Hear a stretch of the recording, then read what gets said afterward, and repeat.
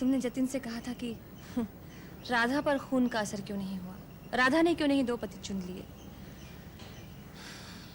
मुझे मालूम था कि एक दिन मुझे ही ये भरम तोड़ना पड़ेगा।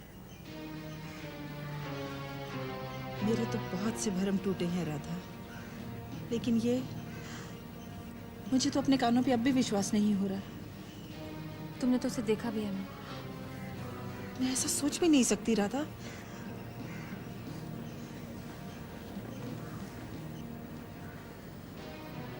मैंने भी कहाँ ऐसा सोचा था माँ।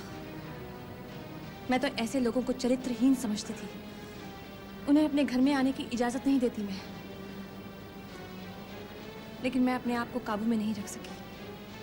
बहुत कोशिश की, लेकिन दीपक के प्यार ने मुझे मेरे घर से, मेरे पति से जुदा कर दिया। ऐसा वश में कर लिया कि सब कुछ भूल गई मैं समझती हूँ राधा के दीपक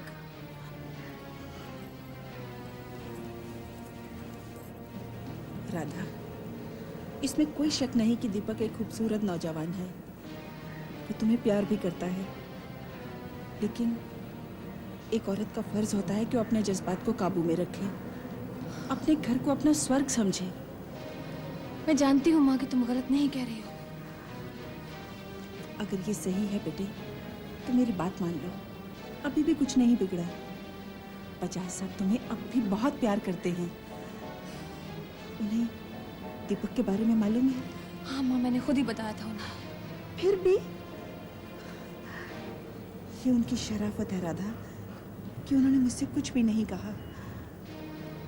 मैंने उनसे पूछा कि राधा खुश क्यों नहीं, उन्होंने रत्ती भर भी इशारा नहीं किया कि तुम किसी और को चाहने लगी हो।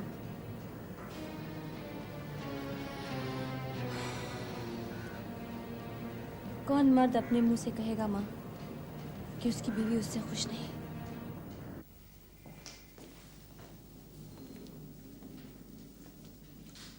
आप यहाँ क्या कर रही हैं?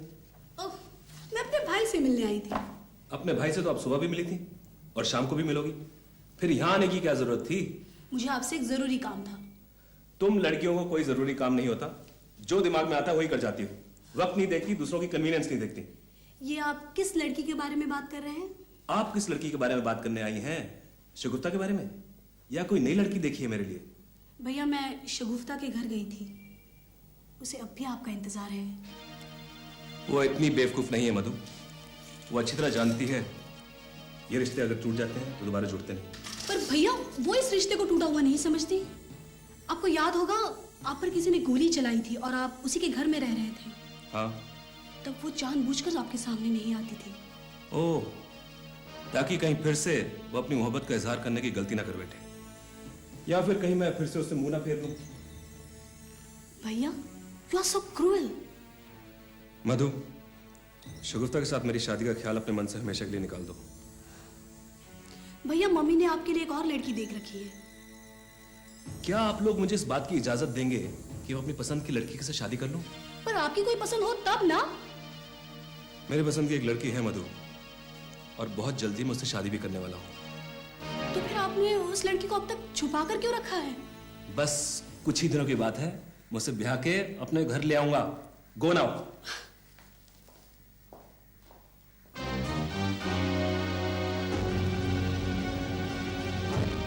अगर मैं ये मान भी लूं कि तुम बजाज साहब को छोड़कर दीपक से शादी कर लोगी, तो प्रिंस का क्या होगा?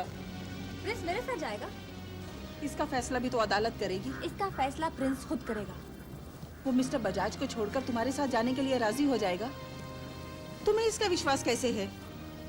क्योंकि बच्चा माँ से प्यार करता है, माँ को चाहता है, और अगर कभी उसे ये फैसला करना पड़े कि वो माँ और बाप में से किसे चुनेगा, तो वो माँ को चुनेगा। ये तुम्हारा वहम है राधा। बच्चा उसे ही चुनेगा जिसके साथ जुल्म हो रहा है।